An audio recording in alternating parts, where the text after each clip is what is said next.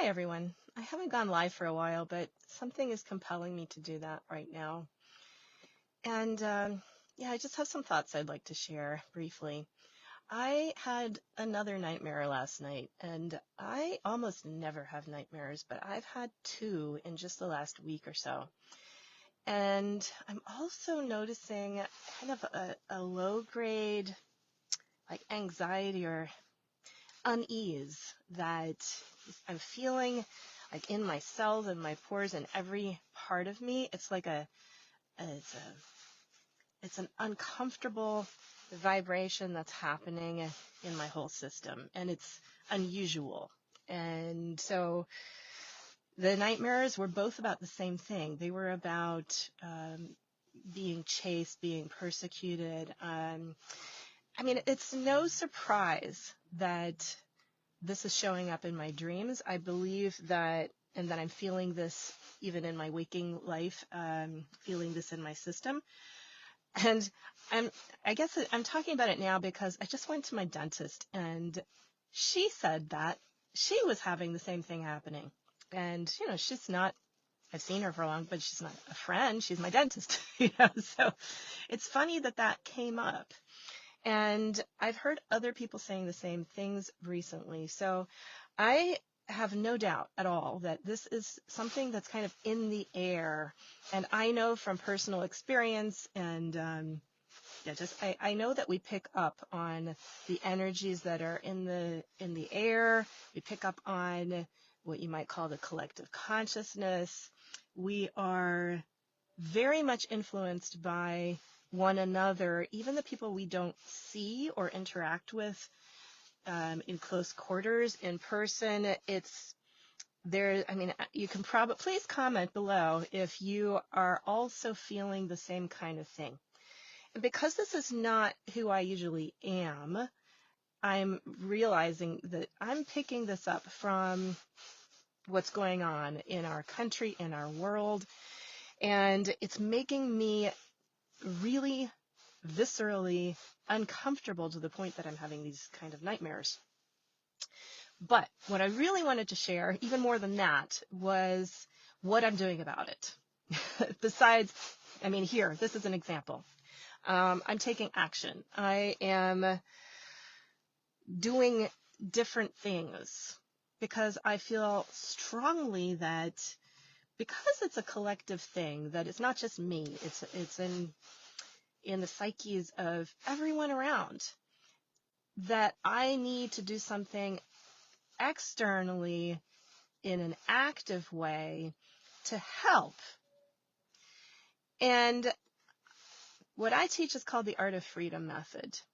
And it starts with not taking action on the outside. That is like the last thing that needs to happen. The first thing that needs to happen is introspection and really getting curious about, what is it that I'm actually experiencing? What is this? I've been watching it happen in me and around me and reflecting on it, practicing what I preach, which is self-care, regulating my nervous system, finding calm and peace in my own body and mind.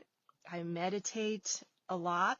I'm meditating more and more joyfully than ever recently, which is a huge cause for personal celebration that I'm really enjoying meditation in, on a much higher, better, deeper level.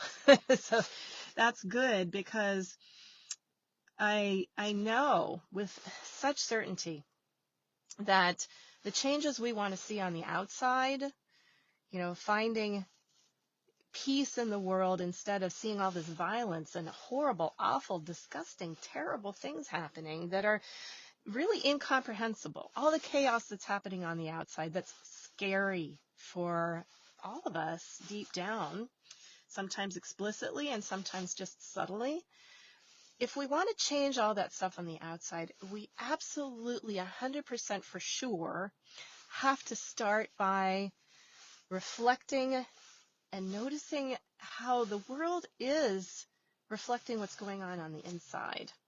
That's not to say we are to blame for it. There's no blame here.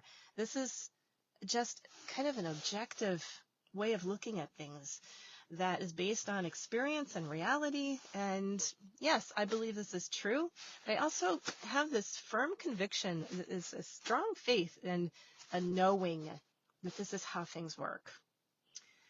We create what we experience. And if we want to experience something different in our personal, individual lives, like I want to have a happy life, I want to be at peace in my personal experience of life, but I also want that for everyone else, and I want that for the world and all countries and all peoples and our environment, peace and health and well-being and just goodness. I want that to be expressed and felt and experienced everywhere. So to help create that in our world, I need to create that first for myself in my inner world. And then I know from experience again and again and again throughout my lifetime, when I make a real fundamental change in myself, it starts to show up on the outside. Now, what we're experiencing in the world is extreme right now, and it's more and more and more obvious to everyone. No matter what side of the political spectrum you're on, you're likely to agree that things are getting pretty serious. And if what you really want is peace and happiness for yourself and the world around you, you want stability and peace, then don't think, well, we have to go through this horrible, awful period and there has to be violence and whatever, blah, blah, blah. And I'm not saying you're thinking that, but I know a lot of people are thinking that way. That's not going to work. Sure, it may be true on a certain level, but if what we want, here's the thing, we have to focus our intentions very clearly on what we want. I have a thing that I do with myself, I've been doing for years now. I call it putting on the horse blinders. And I can't use both my hands, but imagine my other one is doing the same thing, like horse blinders. I need to get so clear about what I want and focus on that. I want what's good, peaceful, true, joyful, loving. I want that for everyone and for myself. So I need to put on the horse blinders to everything else. This is not about denying reality, and this is not about being an ostrich sticking my head in the sand. On the contrary, it's about being very aware of what's going on to the point that we're aware of very, very subtle energies, and this takes will, intention, and practice, because it's a skill to be able to sense what's underneath. And this is the key to making real change happen that is lasting, fundamental change. It needs to start with curiosity and clarity of intention, and then sticking with it and working on making that change in ourselves. Elite athletes and performers. I work with top-notch musicians, for example, but also beginners. It's just about human nature. It's how the mind and the body work together. We need to recognize that mental rehearsal, visualization, creating what we want internally, seeing it, feeling it, hearing it, tasting it on the inside, creating that reality in our inner world first as a practice. Every day I'm doing this. I'm creating what I want to see on the outside. I'm creating it on the inside. And so this is what works. Olympic medalists, swimmers, great athletes of all kinds, they know mental rehearsal is essential. They play the game internally every day the way they want it to come out. They imagine and visualize success. They imagine winning the gold. And then when it comes down to it in the competition, the ones that win are the ones that did that in the most effective, consistent way. So I'm urging you to take this seriously. If what you want to create in your life is you want to win that audition, if you want to finally be able to play those challenging spots in your music in tune and in rhythm and with gorgeous sound and expression, that's not different from changing the experience of our world right now. And it is so important to learn this skill and practice it for whatever you want to create in your life and in the world around you. So I urge you to take this seriously, to take action for yourself if you don't know how to do this. And most people don't. Most people have not learned how to focus like this and to have a clear intention and to manifest it into reality. I am so fortunate and so grateful to know how to do these things, and I keep getting better at it, keep learning more about how to do this. It is my mission to do this for myself. I know this is so important, and so I work on this every day, and I have for most of my life. Actually, I've been working on this, and I've created things that have gone beyond my expectations. Actually, I wrote a book, and I never expected it to be a bestseller, and it happened.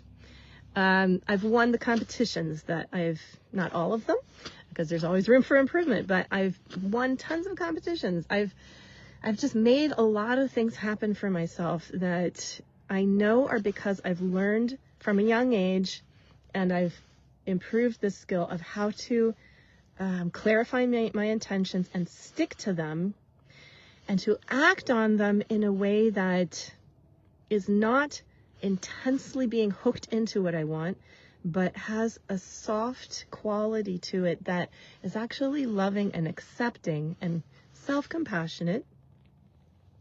And it's not striving and needing a result now. It's about actually letting go and surrendering to the reality of the moment while keeping my eye on the ball, keeping the goal in mind, and working on what I can do right now.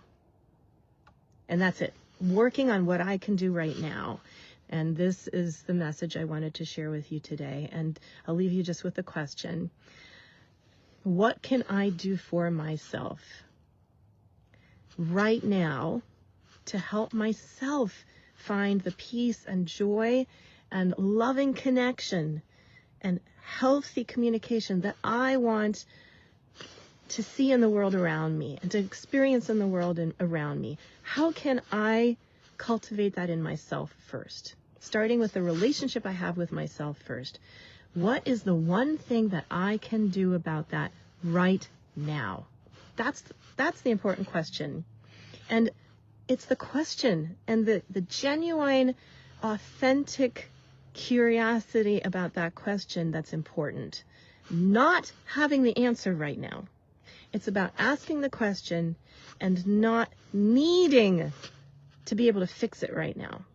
To give ourselves the time and the space and just the time and the space and the loving presence to show up for ourselves and trust ourselves enough, trust our whole systems, the energy that we are, to trust this and something which is also something bigger, to trust this thing, the life force, the love force that is in us, in our hearts and around us, to trust that this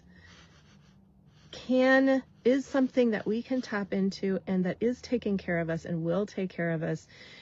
And it's not other than us. To be curious about this, not to need to understand it all, not to need to have answers right now, but to be open to listening to what's in our hearts. We have to get quiet and pause and give ourselves that time and space to ask the questions and to listen internally. So I would really love to get your response to this. This communication both ways is so important. So I am committed to showing up for myself in this way and sharing it with you, to show up for you and the world. And I ask you to please, if this is moving or interesting or stirs something in you, I would be so grateful for your response, one way or another, whether it's privately or here on the comments or sharing this video or whatever you can do to have an energy exchange with me on this topic. There's no compulsion. I don't need that, but I want you to know that I would love to hear from you one way or another. I'd love to know where this lands for you. And I'd love to connect with you one way or another. And I appreciate you. Thank you so much for being here. And commenting is really nice because then I can actually see who you are. And I sometimes can see when people show up, and I see Dixie, I don't know you, but I'm so happy that you're here and that you've been listening. And I would love to, hear from you if you want to comment or just, throw an emoji up there. No pressure. But thank you for being here. And if you're watching this later, whoever you are, I send you, everybody here now, later, I send you all my love and wishing the best for you always. Bye-bye.